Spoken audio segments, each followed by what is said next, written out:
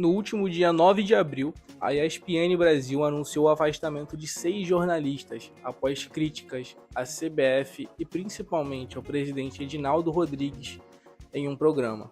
Durante as críticas, Jean Oddi destacou o silêncio da mídia em relação à matéria produzida pela revista Piauí, revelando diversos podres e casos de corrupção dentro da CBF. Segundo fontes confiáveis, o afastamento dos jornalistas foi ordenado pela CBF. Então, já que a mídia tradicional vai ser censurada durante o ano, eu, um mero criador de conteúdo independente, vou ter que falar por eles. Para os meus poucos, porém fiéis, quase 6 mil inscritos. Bem, eu sou o Kaique e você deve me conhecer por inúmeros vídeos que eu já fiz para esse site.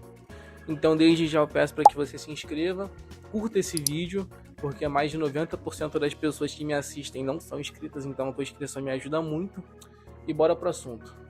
De uns anos pra cá, está cada vez mais escancarado que a CBF é uma completa bagunça.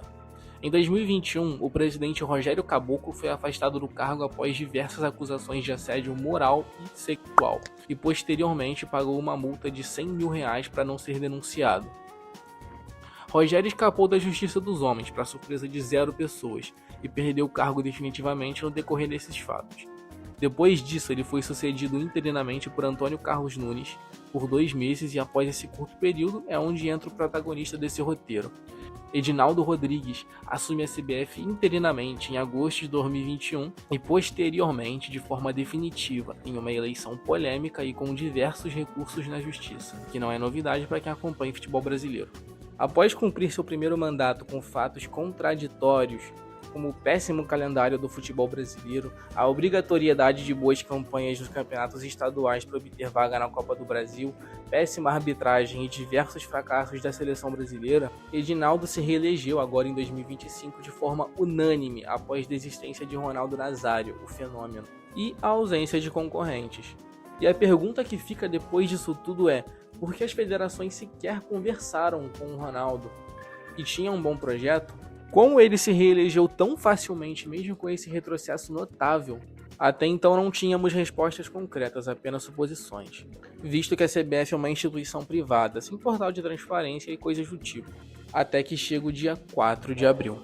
No dia 4 de abril, o jornalista Alan de Abril publicou uma matéria na revista Piauí, expondo tudo que a gente já imaginava sobre Edinaldo Rodrigues e a CBF. Na matéria intitulada As Extravagâncias Sem Fim da CBF, Alan expôs que durante a campanha decepcionante do Brasil na Copa de 2022, um grupo de 49 pessoas desfrutou de hotéis 5 estrelas em Doha, voos de primeira classe, e pelo menos uma dessas pessoas tinha direito a gastos de $500 por dia às custas da CBF. O problema é que nenhuma dessas pessoas trabalhava na entidade. Pelo contrário, eram apenas familiares e amigos de Edinaldo.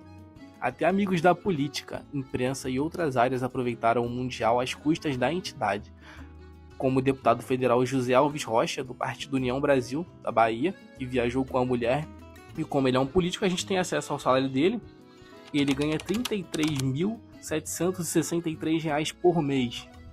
E o senador Ciro Nogueira, do PP do Piauí, que foi acompanhado da namorada e recebe R$ 39.293 por mês. A pergunta que fica é: por que políticos que ganham entre 33 e 39 mil reais por mês precisam ser bancados por uma instituição privada para curtir um momento de lazer, que é uma Copa do Mundo em outro país? Nesse momento a gente consegue ver da forma mais clara do que nunca que futebol é política, e que Edinaldo sabe que, mesmo de forma suja, fazer política. Além disso, segundo a matéria, Edinaldo assumiu a entidade prometendo, abre aspas, expurgar toda e qualquer imoralidade da confederação, fecha aspas. Porém, não é o que tem sido visto, claro. Quando Edinaldo assumiu a entidade interinamente, ele passou 9 meses morando no Hotel Grand Yacht, na Barra da Tijuca, na qual a diária mais barata custava a partir de R$ 1.500. E ele pagou por essa estadia com o dinheiro da CBF, mesmo recebendo quase R$1 milhão por mês. E mesmo após se mudar para uma casa, Edinaldo ainda passava longas temporadas de férias com a família nesse hotel.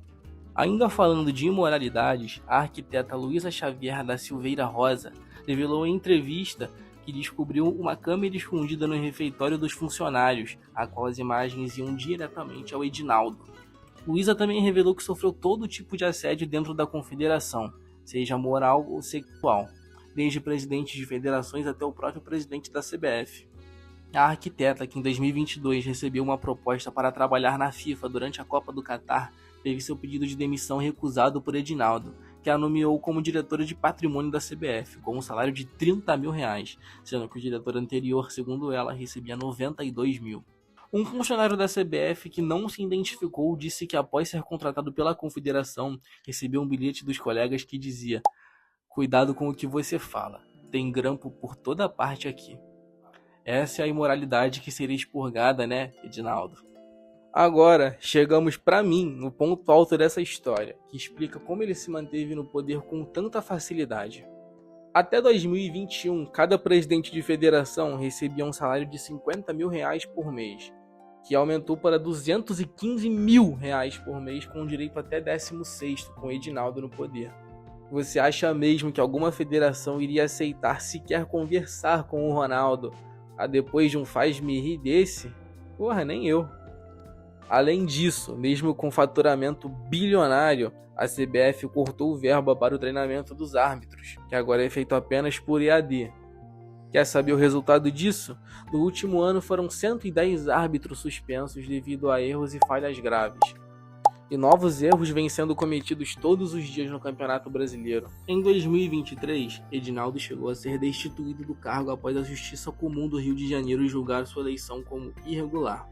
Porém, o presidente, claro, sabe fazer política, e após pagar 6,5 milhões para o advogado Pedro Trengruzzi com dinheiro da CBF, o advogado desembarcou em Brasília a partir de uma nova ação interposta no Supremo por iniciativa do PCdoB, partido do secretário-geral da CBF, Alcino Reis Rocha.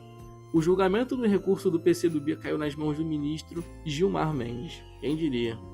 Assim, a confederação que diz não ter dinheiro para a criação de novas divisões do futebol nacional, que diz não ter dinheiro para investir na arbitragem ou no futebol feminino, perpetua os seus favoritos no poder.